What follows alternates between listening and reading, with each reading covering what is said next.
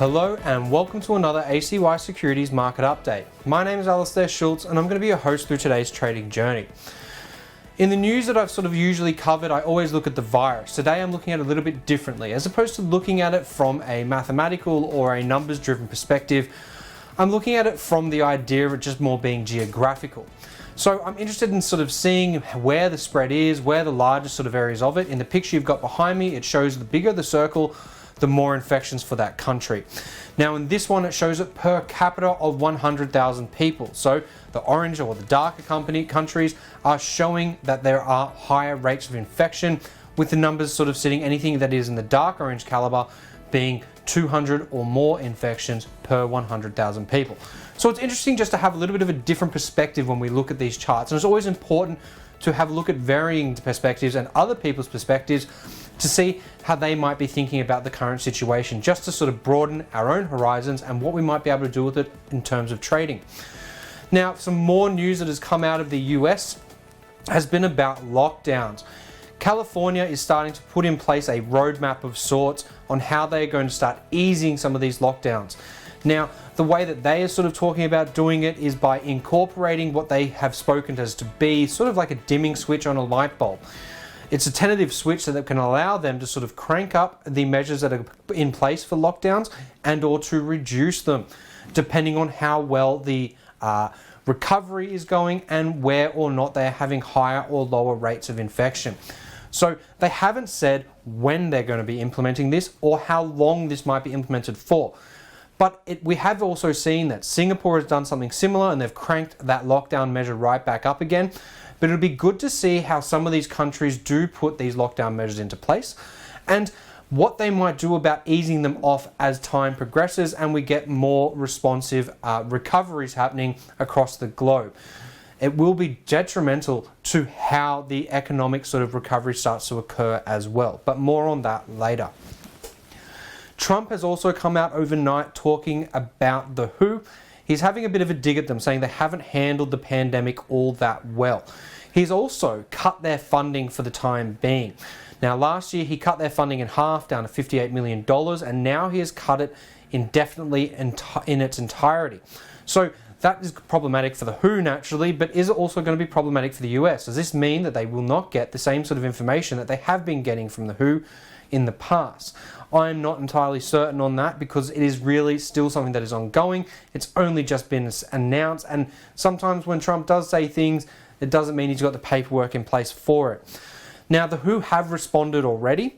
Tedros from the WHO has come out and stated basically and blatantly said it straight to him is that this is not the time to politicize a pandemic, and how right he is.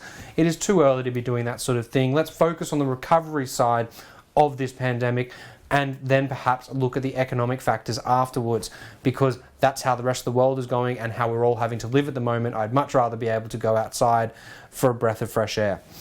Now, we've also seen some news that has come through from Moody's and their rating system. They've stated they're going to start looking at more ESG things, which means they're basically going to look at the social and environmental factors of companies and countries for their rating systems. And this is important purely because we've seen such a push towards this environmentally friendly outcome, which has been occurring for the last 10 years.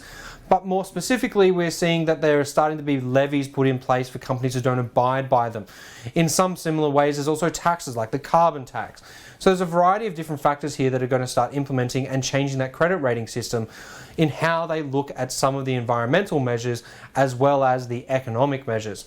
So what they have done so far has already have a look at Ford. Now Ford has obviously had a bit of a slide down with the pandemic that's occurring, and they have dropped their prices down to about $5 per share.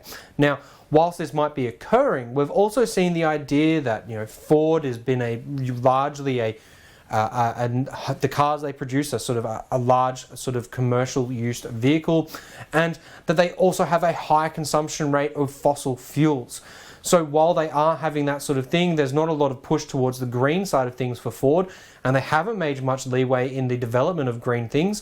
So it means that some of their sales might end up being restricted. Where might that actually be occurring? Well, one place that's already implemented it is Amsterdam in the Netherlands. they have restricted any petrol-powered cars from being allowed to drive within Netherlands itself. London is planning on doing a ban, and the UK is planning on doing a ban entirely on the manufacturing of gasoline-based engines from a certain time period. So that means moving ahead that we are less likely to see vehicles that are running off petroleum and are in fact pushing towards that thing. And that fits in with the idea of what we're seeing in stocks that I talked about yesterday. Automotive stocks have been dropping, but the ones that are electrical manufacturers, being Tesla, have actually increased in value over the last couple of weeks in the last sort of 6 trading sessions that we've seen so far. Now, the next sort of piece to sort of look towards is what's come out from the IMF. Now, you might have recalled over the last couple of weeks I've used some IMF data to sort of validate what some of my thinking has been around an economic recovery and what we are looking at in terms of the fallout from COVID-19. The IMF have finally sort of started to catch up to me.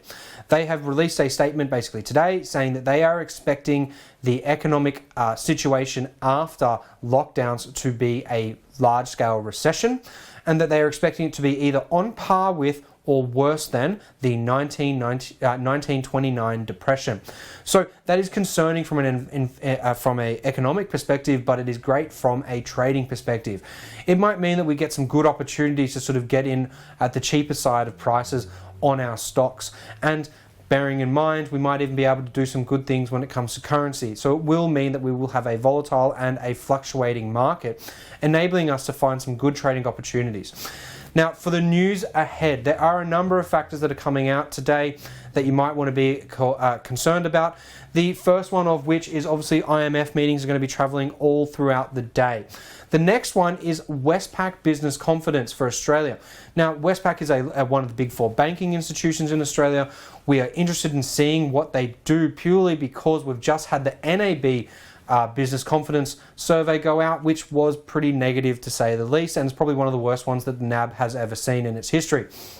So we are likely to see similar sort of results from Westpac, which then means that our consumers here in Australia have got much lower business confidence for the economic outlooks in the next sort of 6 months or so ahead.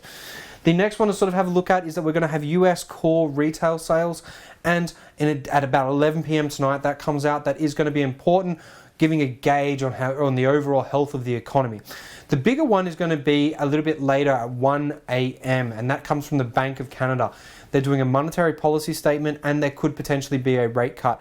So that will be one to watch for. But I still think we're going to have overarching news tomorrow from all of this sort of stuff this week, especially with the Easter break that's just occurred. But I think the overarching one is really going to be about the US unemployment claims. Now, that is definitely going to be one that we're going to want to keep an eye on and see where things might go from there. But either way, I hope you have a great trading day ahead. And please don't forget to like and subscribe this video. And of course, if you have any questions about today's video or perhaps on my other ones or a webinar or whatever else it may be, feel free to shoot me an email at talk2al@acy.com. Have a great trading day ahead.